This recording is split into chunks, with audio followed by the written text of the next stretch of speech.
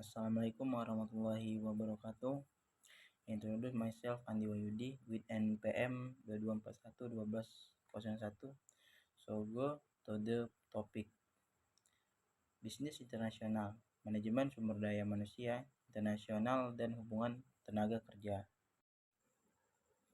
Pengertian MSDMI, manajemen sumber daya manusia internasional, atau MSDMI mengolah karyawan di berbagai negara dengan memperhatikan perbedaan budaya, hukum, serta kebijakan lokal. MSDMI meliputi perekrutan, pelatihan, kompensasi, dan evaluasi kinerja karyawan dalam skala global.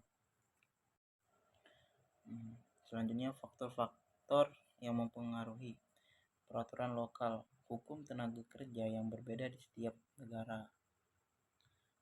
2. Sertifikat pekerja. Pola sertifikat pekerja bervariasi di setiap negara. Globalisasi, mobilitas tenaga kerja dan operasi global, meningkatkan kompleksitas hubungan kerja. Perbedaan budaya, ekspektasi dan pola komunikasi yang beda antar negara. Selanjutnya, hubungan tenaga kerja internasional. Hubungan ini melibatkan pengolah interaksi antar pengusaha, pekerja, dan sertifikat pekerja di berbagai negara. Perusahaan internasional menyelesaikan diri dengan peraturan lokal serta perbedaan budaya dalam hubungan kerja.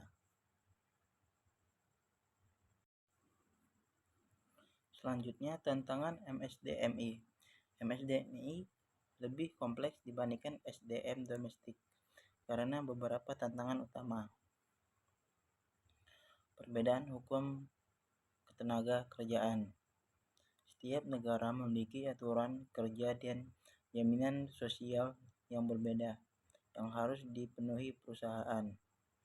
Kedua, keberagaman budaya. Perbedaan budaya mempengaruhi gaya kepemimpinan dan komunikasi, seperti budaya kolektivitas di Asia dan individualis di Amerika Serikat.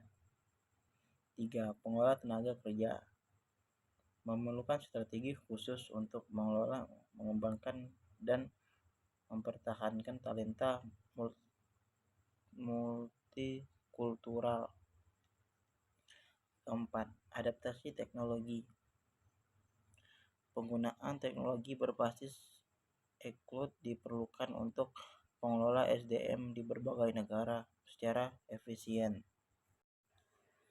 Selanjutnya, fungsi MSDMI. Yang pertama, rekrutmen internasional, menemukan karyawan dari berbagai negara dengan mempertimbangkan budaya dan hukum setempat.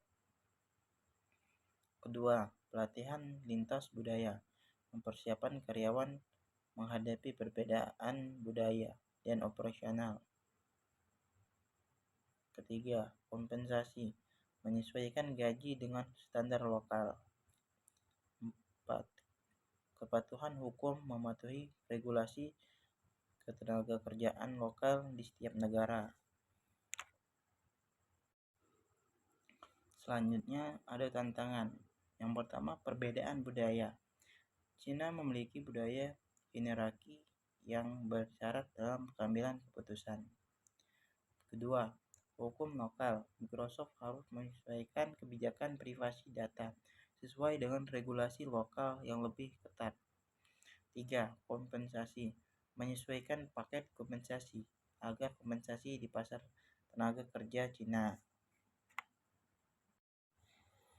Selanjutnya, studi kasus perusahaan multinasional. Microsoft di Cina. Microsoft menghadapi tantangan ketika memperluas operasinya di Cina karena perbedaan budaya kerja dan regulasi ketenagakerjaan di Cina. Microsoft harus menyesuaikan pendekatan manajemennya dengan budaya kerja yang lebih hierarkis dan peraturan yang lebih ketat, terkait keamanan dan privasi data. Selanjutnya ada strategi MSDMI. Perusahaan multinasional menghadapi tantangan dengan strategi berikut. 1. Kaderisasi versus adaptasi. Kebijakan bisa berseragam, beradaptasi atau disesuaikan dengan kondisi lokal yang beradaptasi. Selanjutnya, mobilitas karyawan. Ekspatriat dan pelatihan lintas budaya penting untuk menghadapi perbedaan operasional.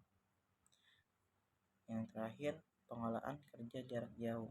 Teknologi mendukung kerja jarak jauh, memberikan fleksibilitas dan mengurangi kebutuhan relokasi. Selanjutnya ada solusi. Microsoft memberikan pelatihan lintas budaya dan memperkenalkan kebijakan yang sesuai dengan ekspektasi yang dikenal. Selanjutnya, bekerja sama dengan pemerintah setempat untuk mematuhi regulasi privasi data. Yang terakhir, mengadaptasi paket kompensasi agar menarik talenta lokal.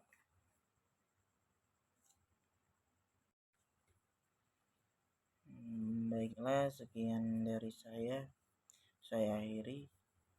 Wabillahi taufiq wal hidayah. Wassalamualaikum warahmatullahi wabarakatuh.